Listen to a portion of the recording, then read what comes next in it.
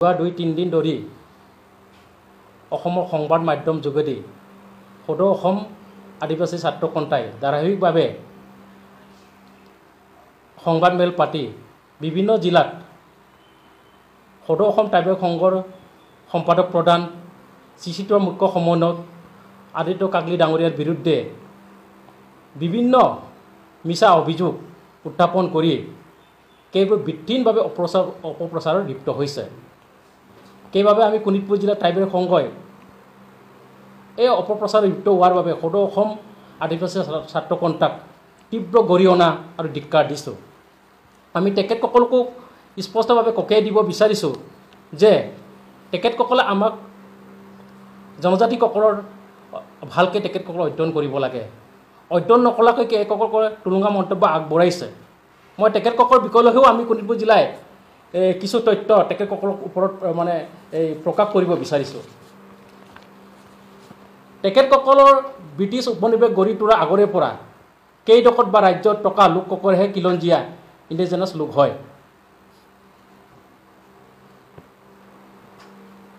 TD immigration act 10 gov archive New Delhi মতে ব্ৰিটিছে 30/9/1947 তাৰিখলৈকে বিহাৰ, মধ্যপ্ৰদেশ, পশ্চিমবংগ, উৰিষ্যা আদি ৰাজ্যত পৰা ঔদ্যোগিক চাহ শ্ৰমিক হিচাপে আমদানি কৰিছিল। প্ৰথম অৱস্থাত 30/9/1947লৈকে এই চাহ উদ্যোগ শ্ৰমিক সংখ্যা আছিল 4,92,749। কিকিউ আছিল 4,73,307, মুঠ 9,66,051। পাছত আৰু 43,000 কাঠজনক আমদানি কৰাত তেওঁলোকৰ সংখ্যা মুঠ 10,09,064 জন। আইন অনুসৰি 1947 চনলৈ 21,047 জনক নিজ ৰাজ্যলৈ প্ৰৱৰ্তন কৰা হৈছে। অৰ্থাৎ 1947 চনলৈকে আমদানিকৃত চাহ শ্ৰমিকসকলৰ সংখ্যা আছিল 9,88,17 জন। 1955 চনলৈকে চাহ উদ্যোগৰ মজদুৰ নিজ ৰাজ্যলৈ প্ৰত্যাপন কৰা হৈছিল। 2004 পৰিসংখ্যা প্ৰতিবেদন মতে অসমৰ চাহ বাগানবিলাকৰ মজদুৰ সংখ্যা 28,81,340। বিপৰীতে এবিটা Assam branch of India tea association মতে 12,50,000। অৰ্থাৎ 2004 চনলৈ চুবুৰীয়া ৰাজ্যৰ প্ৰতি তেখেতসকলক অধ্যয়ন কৰা দৰকাৰ। আমি অসমৰ আদিবাসী হয়, আমি ইয়াৰ জনজাতি, প্ৰকৃত জনজাতি। গতিকে আমাৰ ওপৰত তেখেতসকলে যিটো নিকৃষ্ট কিছুমান টুলুঙা মন্তব্য কৰিছে, আমাৰ ট্ৰাইবেল সংঘ আদিসকলক ভয় খাই পেলাই তেখেতসকলে টুলুঙা মন্তব্য কৰিছে, বৰ অপপ্ৰচাৰ কৰিছে।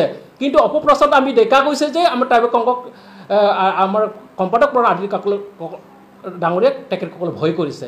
কিন্তু ভয় কৰাৰ কাৰণটো এইটোৱে যে তেখেতসকলৰ আচল তথ্য তেখেতসকল নিজে লুকুৱাইছে। এইটো লুকুৱাৰ কাৰণেহে তেখেতে তথ্যবিহীনভাৱে ডাইৰেক্টলি মানে গোটেই কথাটো অসম চৰকাৰৰ পৰা ডাইভাৰ্ট কৰি এই আদিত্যসকলে ডাঙৰীয়াক টাৰ্গেট কৰিছে। এতিয়া আমি যদি চাব যাওঁ, আমি অসমৰ জনজাতিৰ ক্ষেত্ৰত যিটো 6 জনগোষ্ঠীৰ জনজাতিৰ ক্ষেত্ৰত অসম চৰকাৰে আমাৰ ট্ৰাইবেল সংঘৰ লগত আলোচনা কৰে। আৰু আলোচনা কৰাৰ কাৰণে আমাৰ যিটো উপস্থাপন কৰিব লাগে সংঘৰ যিটো আমি তথ্য, সেই তথ্যবিলাক দাঙি ধৰিছে। তাততো কোনো জাতিকটো বেয়া ভাষাৰে আমাৰ কাকলি ছাৰে কেতিয়াওতো মন্তব্য কৰা নাই, কেতিয়াওতো কোনো টুলুঙা মন্তব্য কৰা নাই। সদায় তথ্য সহকাৰে নিজৰ কথাহে প্ৰকাশ কৰিছে। এই কথা প্ৰকাশ কৰাত আমাৰ সম্পূৰ্ণ অধিকাৰ আছে। এই অধিকাৰত তেখেতসকলক কৰ্ম কৰিব বিচাৰিছে।